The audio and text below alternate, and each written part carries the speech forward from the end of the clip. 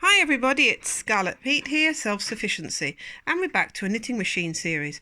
Soon we're going to be able to knit a jumper together, but right now we're learning each little step that you might want to incorporate into your jumpers or designs, whatever you're making, jumpers, cardigans, waistcoats.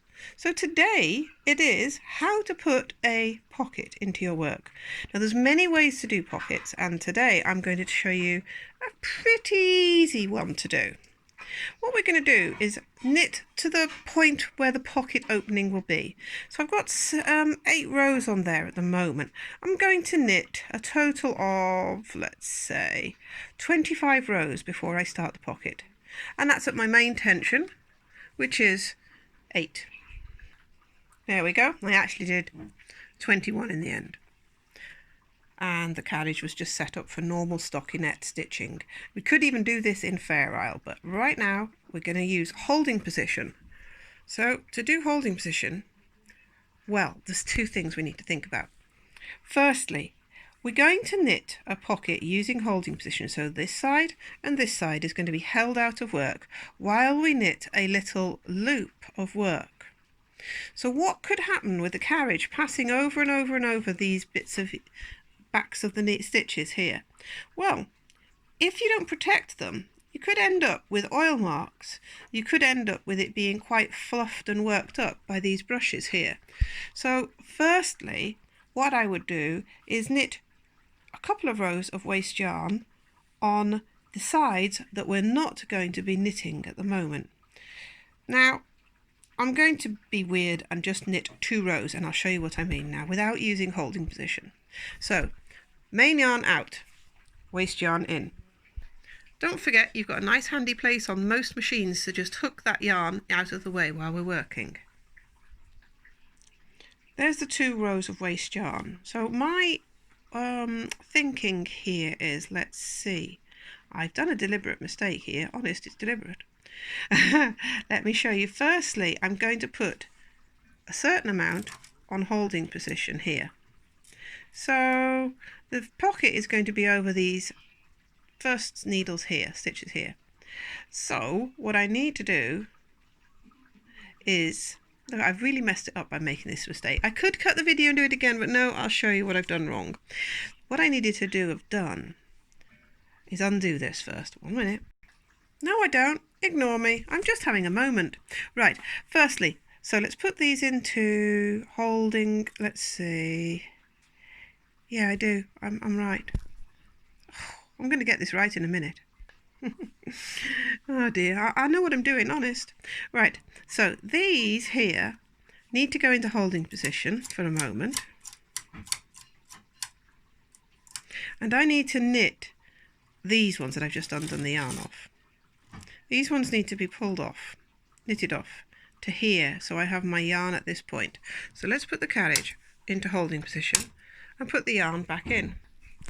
Okay, we now have this ready to take the knitting of the pocket loop here. We have the yarn here basically, so we can knit this loop pocket here. These ones now need to go into holding position with the 2 rows of waste yarn to protect them. So I'll put the 2 rows of waste yarn back on there. Right, imagine that centre bit of mistake there didn't happen. Speed through that.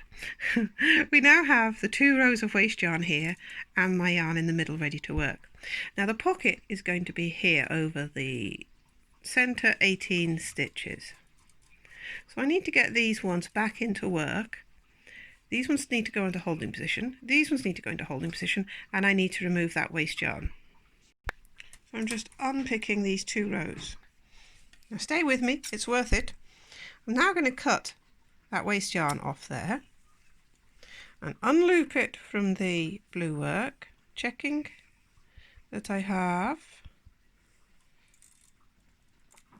the centre of the pocket now in work. So I now need to get the carriage back onto this side, which is with the Knitmaster really easy because I just flick this button and it will knit across here without throwing anything off the machine. You see? Isn't that amazing, Knitmaster? Undo the yarn from the hook at the side, flop it up. Right. Now we need to knit the centre. This is going to go back in put the machine back into work. So let's talk about holding position a moment. We know we flick these here. So this means then that any needles that are out into holding position or upper working position, holding position, they will not knit. The machine will just pass through them. Now if we want to knit here without a loop, we need to make sure that our yarn that we're about to start working with again is on top here of the needles, and that the tension mast is pulled down nicely and ready to work. So the reason we have it on the yarn here is to prevent the fluff building up on the front of the knitting and the oil. So what I'm going to do now, I want the pocket to be down to the welt and then back up again.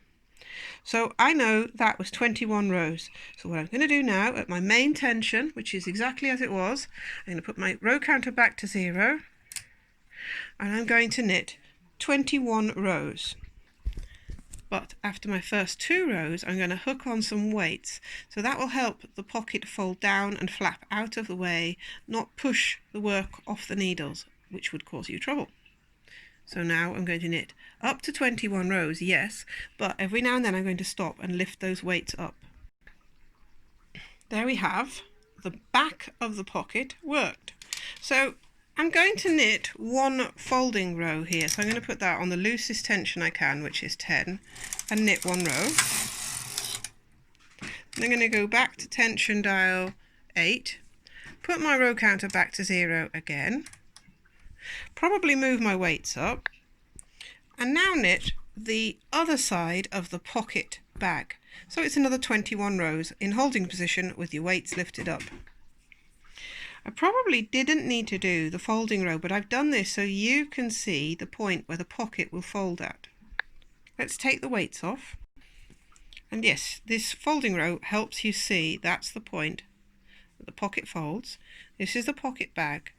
And now we need to get the yarn, the work, the other side back into the work. So what I'm going to do now is put those back into working position using my transfer tool. Ta-da! Now those will knit, but we don't want that orange in there, so I need to pull out and undo those 2 rows of waste yarn. So just pull gently and flip upwards. It's very difficult to do this one-handed when I've got the camera in the other hand. Right, so those now, pull them back and they're all into working position and it's ready to connect up. Now what I might do is just check there's not a stretch there. If I thought there was a stretch or something, I might well just take the transfer tool and pick up a little bit of a stitch and put it onto here. But I don't think I need to. I think it'll be okay. We're going to knit 1 row across. And now all the needles that are in working position will knit and join on the pocket. Next we need to take these off the waste yarn, so transfer them back first into working position and then undo them. I knitted 1 row across. I did hook up in the end a little bit on the edges just to make sure it worked nicely and didn't leave a hole.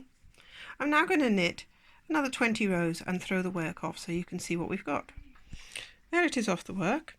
We now have a perfect little pocket. You see, my fingers are going into the pocket. There it is.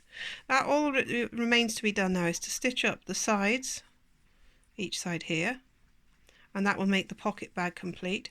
And you could even hook the pocket down onto the work there if you wanted to. The next video I'll show you is how to put a welt on the top of the pocket. So I hope that helped you. Please like, subscribe and share and give me a comment so I know you're there. And see you in the next video. Bye bye.